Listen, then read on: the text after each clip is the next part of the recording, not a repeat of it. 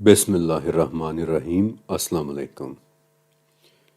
آج کے اس چھوٹی سی ویڈیو کے اندر میں آپ کو ایک کہانی سنانا چاہتا ہوں۔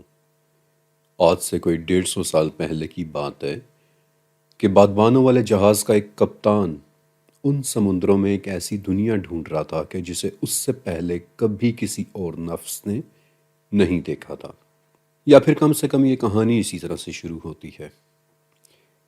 ان سمندروں کو دنیا کے سب سے انجان سمندر مانا جاتا ہے، اور وہاں اٹھنے والی لہریں ایسے کپتانوں کے لیے ڈیتھ وارنٹ کا کام کرتی تھیں کہ جو وہاں بغیر کسی تیاری ہی کے چلے جایا کرتے تھے۔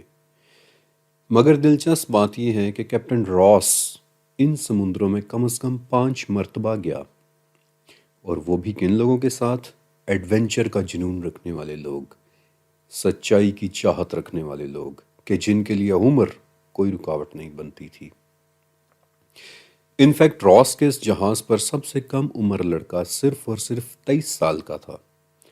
ہر بار یہ لوگ اپنا جہاز لے کر تھوڑا اور آگے کی طرف جاتے، ہر بار اپنے مقصد کے تھوڑا مزید قریب، یہاں تک کہ ایک دن انہوں نے اپنی نئی دنیا کی بالکل پہلی جھلک دیکھ لی۔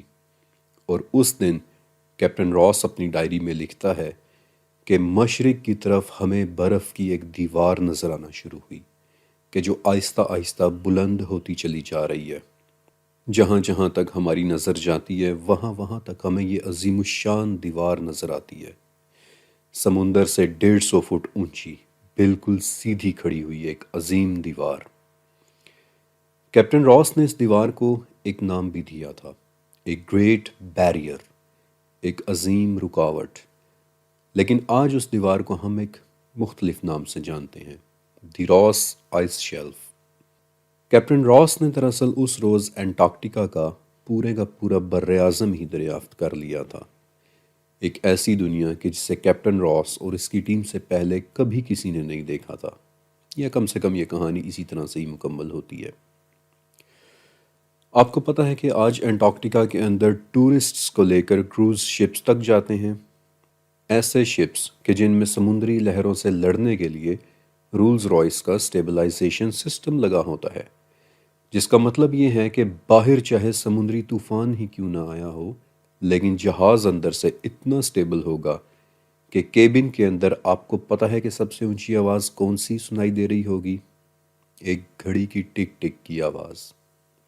کیپٹن راس کے پاس یہ سب کچھ نہیں تھا، اس کے پاس رولز رائس کا سٹیبلائزیشن سسٹم نہیں تھا، مگر پھر بھی وہ ان سمندروں میں کم از کم 5 مرتبہ گیا۔ اور اس کا وہ 23 سالہ سٹوڈنٹ بعد میں پتہ ہے اس کا کیا ہوا؟ آگے چل کر وہ لڑکا 20 سال تک انگلینڈ کے بوٹانیکل گارڈن کا صدر رہا۔ ان لوگوں کے پاس کوئی خاص ٹیکنالوجی نہیں تھی، تو پھر ایسا کیا تھا کہ وہ لوگ اپنی نئی دنیا تک پہنچ جانے میں کامیاب ہو گئے؟ چاہت، نئی دنیایں کھوج لینے کی نہ ختم ہونے والی چاہت، اور اسی چاہت نے کیپٹن راس سے مکمل تیاری کروائی، اس سے پے در پے سفر کروائی، یہاں تک کہ ایک دن ان لوگوں نے وہ انٹچڈ دنیا اپنی آنکھوں کے ساتھ دیکھ لی۔ اور مجھے پورا یقین ہے کہ اگر کیپٹن کے پاس اس وقت کے ریسورسز تھوڑے سے زیادہ ہوتے تو اس نے اپنی ٹیم کے ساتھ وہ برف کی عظیم رکاوٹ بھی پار کر لینی تھی۔ کبھی کبھار مجھے اپنا یہ پلیٹ فارم بھی اسی بادبان والے جہاز کی طرح لگتا ہے کہ جو علم کی نئی نئی دنیاؤں کی تلاش میں ہے۔ اس کے پاس کوئی اتنی ایڈوانس ٹیکنالوجی تو نہیں ہے، اور نہ ہی مہنگے آلات یا پھر کوئی ٹیم، بلکہ اگر کچھ ہے تو صرف اور صرف میرے 2 ہاتھ کہ جن کے ساتھ میں لکھتا ہوں۔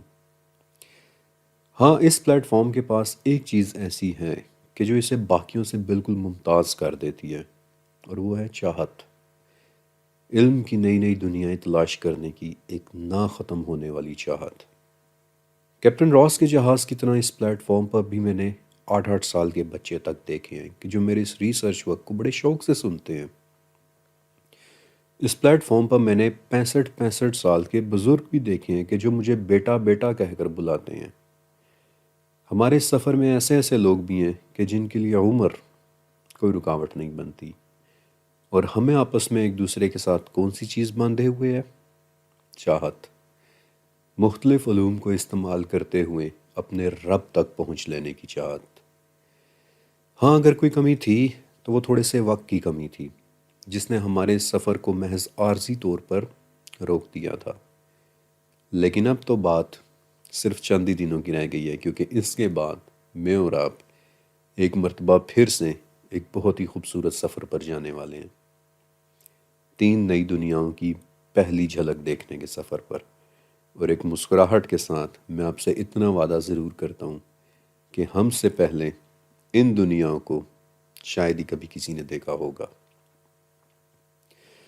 میں آپ سب کے کمنٹس ضرور پڑھتا ہوں، بس جواب صرف اس لیے نہیں دیتا کیونکہ جواب دینے کے لیے بہت زیادہ وقت چاہیے ہوتا ہے، جبکہ میری کوشش ہوتی ہے کہ آپ کے لیے زیادہ سے زیادہ آرٹیکلز اور زیادہ سے زیادہ ویڈیوز پر کام پورا کر سکوں۔ اور جی یہ بات بھی میرے علم میں ہے کہ آپ کو وہ بارش اور آتش دان والا بیک گراؤنڈ دوبارہ واپس چاہیے،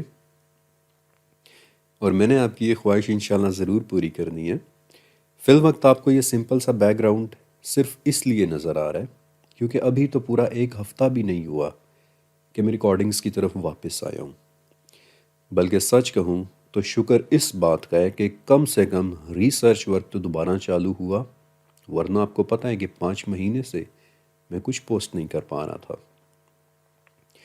انشاءاللہ one step at a time میں آپ سب کی ریکمنڈیشنز پڑھتا ہوں، انہیں یاد رکھتا ہوں، اور انشاءاللہ جیسی سیٹنگز آپ پسند کرتے ہیں ویسی سیٹنگز کو دوبارہ ضرور لاؤں گا، کیونکہ میں ہمیشہ کہتا ہوں کہ یہ چینل ایک فیملی ہے، یہ صرف میرا نہیں بلکہ آپ کا اپنا چینل ہے۔